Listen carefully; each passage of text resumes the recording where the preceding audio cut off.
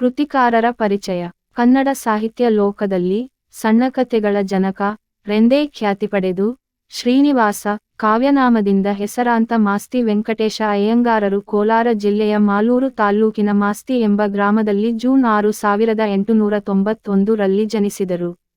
ತುಂಬು ಬಡತನವಿದ್ದರೂ ಕಷ್ಟಪಟ್ಟು ವಿದ್ಯಾಭ್ಯಾಸ ಮಾಡಿ ಉತ್ತಮ ದರ್ಜೆಯಲ್ಲಿ ಇಂಗ್ಲಿಷ್ ಎಂ.ಎ. ಪದವಿ ಪಡೆದರು. ಮೈಸೂರು ಸಿವಿಲ್ ಸರ್ವಿಸ್ ಪರೀಕ್ಷೆಯಲ್ಲಿ ಮೊದಲ ಸ್ಥಾನ ಪಡೆದು ಅಸಿಸ್ಟೆಂಟ್ ಕಮಿಷನರ್ ಆಗಿ ರಾಜ್ಯದ ವಿವಿಧೆಡೆ ಕರ್ತವ್ಯ ನಿರ್ವಹಿಸಿ ನಿವೃತ್ತರಾದರು. ಇವರು ಕಾವ್ಯ, ನಾಟಕ, ಕಾದಂಬರಿ ವಿಮರ್ಶೆ ಹೀಗೆ ಕನ್ನಡ ಸಾಹಿತ್ಯ ವಿವಿಧ ಪ್ರಕಾರಗಳಲ್ಲಿ ಕೃತಿ ರಚಿಸಿದ್ದಾರೆ.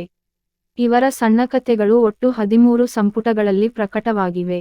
ಗೌತಮಿ ಹೇಳಿದ ಕತೆ, ಸಾರಿಪುತ್ರನ ಕೊನೆಯ ದಿನಗಳು, ಕುಚೇಲನ ಭಾಗ್ಯ, ಹೇಮಕೂಟದಿಂದ ಬಂದ ಮೇಲೆ, ಚಿಕ್ಕವೀರರಾಜೇಂದ್ರ ಮೊದಲಾದವು ಪ್ರಮುಖ ಕೃತಿಗಳು.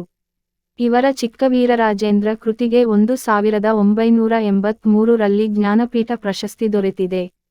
ಇವರು ಜೂನ್ 6, 1986 ರಲ್ಲಿ ನಿಧನರಾದರು. ಪ್ರಸ್ತುತ ಗದ್ಯಭಾಗವನ್ನು ಮಾಸ್ತಿ ವೆಂಕಟೇಶ ಅಯ್ಯಂಗಾರರ ಯಶೋಧರೆ ನಾಟಕದಿಂದ ಸಂಪಾದಿಸಿ ನಿಗದಿಪಡಿಸಿದೆ.